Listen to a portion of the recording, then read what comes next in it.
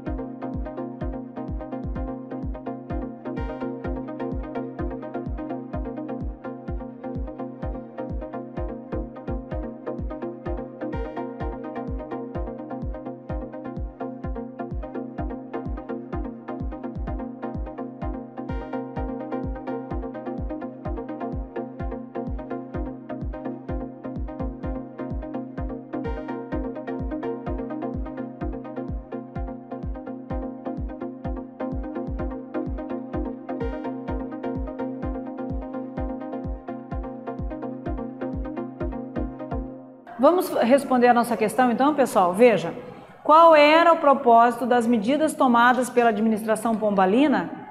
As medidas pombalinas tinham o propósito de modernizar a economia portuguesa e tirar Portugal da condição de atraso em relação aos demais países, tá? Então vamos ver a ascensão de Dona Maria, né? Logo depois, então, a sucessora de Dom José, Dona Maria, que governou então de 1777 a 1792, preservou a orientação absolutista e, em parte, deu continuidade à política de Marquês de Pombal. Uma de suas principais medidas foi restaurar os privilégios de muitos nobres atingidos pelas reformas de Pombal. Veja, tirando o privilégio, modernizaria a economia portuguesa, Portugal continuaria avançando e poderia deixar de ser dependente dos acordos com a Inglaterra. Quando ela ascende ao poder, ela retoma esses privilégios. E isso, obviamente, prejudica o desenvolvimento de Portugal e Portugal vai continuar refém, então, desses acordos que ele faz com a Inglaterra. Quer dizer, foi uma medida que ela tomou que não foi inteligente. Garantia o poder dela, mas não garantia a prosperidade do Reino de Portugal, né? Sobre as colônias, ela exerceu também controle sobre os impostos, maior controle sobre os impostos cobrados, tá? Reflexo sobre o Brasil, tá? O aumento do controle português sobre as colônias coincidiu com um momento de diminuição da produção aurífera, o que gerou protestos e revoltas. Então aqui a gente percebe, ó, como vai crescendo a produção de ouro em 1700, 1.470 quilos de ouro, né? Aí vai aumentando até chegar aqui em 1736, 1740, ó, praticamente 11 mil quilos de ouro. E depois vai diminuindo. No período em que ela estava governando, é um período que está diminuindo essa produção. E aí decide aumentar, então, os impostos. Óbvio que isso geraria revolta, né?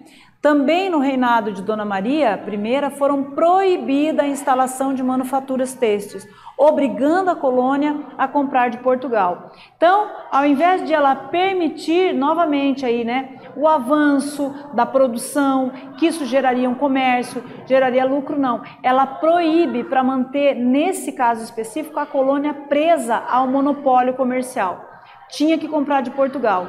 E aí Portugal tinha que novamente comprar também da Inglaterra. Então veja, um prejuízo, né? uma medida que não foi benéfica, tá?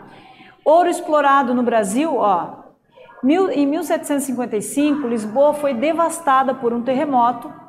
Para a reconstrução da cidade foi criado um imposto, o qual todos os súditos do Império deveriam contribuir. Era enviado para a Inglaterra devido aos tratados de comércio e dependência portuguesa das manufaturas inglesas. Então veja, o ouro que era explorado no Brasil acabava sendo enviado para a Inglaterra por conta dos acordos comerciais. Nem gerava lucro para a coroa portuguesa. Tamanha a dependência que Portugal estava da Inglaterra nesse período, né? E por conta também das medidas erradas aí que a Dona Maria tomou, né? Então veja, vamos fazer a nossa atividade aqui, a próxima atividade. Quais foram as medidas adotadas pela Rainha Dona Maria? Então vocês vão copiar no caderno de vocês, vão lembrar do que nós falamos, vão responder e nós voltamos com a correção.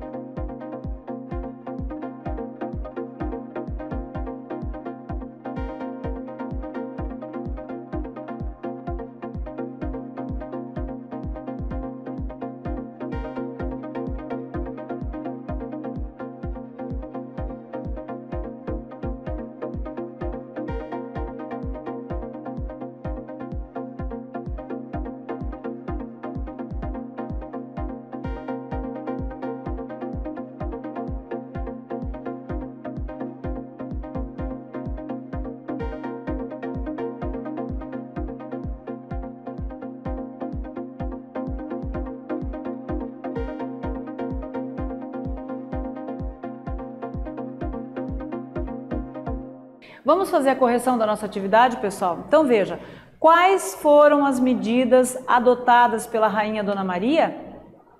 Uma das suas principais medidas foi restaurar os privilégios de muitos nobres atingidos pela reforma de Pombal. Maior controle sobre os impostos cobrados e a proibição de instalação de manufaturas têxteis, ou seja, medidas, né, infelizes, nós podemos dizer assim, porque ela restaura o privilégio, obviamente que ela mantém o apoio ao governo dela, mas ela prejudica o desenvolvimento da economia portuguesa com essas medidas, né? Controle maior sobre imposto, óbvio, né? Porque precisava desse imposto depois do terremoto sofrido por Portugal, mas também proibiu as manufaturas aqui, quer dizer, impedia que os comerciantes daqui continuassem produzindo e comercializando. Com isso, tinham que comprar de Portugal por conta do Pacto Colonial e Portugal ficava mais ainda dependente da Inglaterra. Então foram medidas que não foram benéficas para a coroa portuguesa e também não foram benéficas para os colonos aqui no Brasil, tá? Vamos fazer então a retomada da nossa aula. Nessa aula estudamos sobre a crise do Império Português no século XVIII, né? As tentativas então de modernizar a economia. Então veja, Portugal era um império imenso porque tinha possessões tanto na Ásia como na África e na América. E colonizava sempre de forma exploratória, tirando riqueza das suas colônias, né? Mas por que motivo, então, Portugal não continuou sendo um império tal como a Inglaterra? O que ele fez de errado? Porque, na verdade, Portugal faz acordos com a Inglaterra, acordos que mantêm Portugal dependente da Inglaterra. Haja visto que para assinar o Tratado de Mituim, vieram políticos, pessoas encarregadas por políticos ingleses para subornar portugueses para que eles aceitassem assinar esse tratado, porque obviamente era um tratado desvantajoso para Portugal, não havia vantagem para Portugal, né? Mas esses acordos mal feitos foram mantendo Portugal preso. Então o ouro que eles tiravam daqui, a riqueza que eles exploravam das suas colônias, né, e falando especificamente do Brasil, ia todo para a Inglaterra por conta desses acordos, né? Então veja, a tentativa de modernizar a economia portuguesa como as reformas pombalinas. Então vem o Marquês de Pombal e toma medidas para melhorar a produção interna de Portugal, para fomentar a indústria, né, para que Portugal pudesse se libertar desse atraso em relação às demais coroas, né, as demais monarquias, se afastar mais da Inglaterra, e isso realmente foi importante, foi interessante. Só que a partir do momento que a Dona Maria I assume o poder, né, ascende a coroa portuguesa, ela desfaz parte dessas medidas. Então ela volta a dar privilégios para os nobres, né? Impede as manufaturas aqui no Brasil, o que prejudica os comerciantes, mantém o pacto colonial, mas mantém retoma de novo a dependência de Portugal em relação à Inglaterra, tá? Então veja, as medidas adotadas pela Rainha Dona Maria e seus reflexos sobre as colônias, especialmente sobre o Brasil. Então perceba que a crise do Império Português, ela se dá por conta de uma série de medidas erradas, né, tomada pelos reis portugueses, que mantiveram Portugal dependente da Inglaterra, né? E por isso Portugal deixou de ser um império e acabou perdendo poder, inclusive, sobre as suas colônias. Tudo bem? Eu espero que vocês tenham gostado e até a próxima.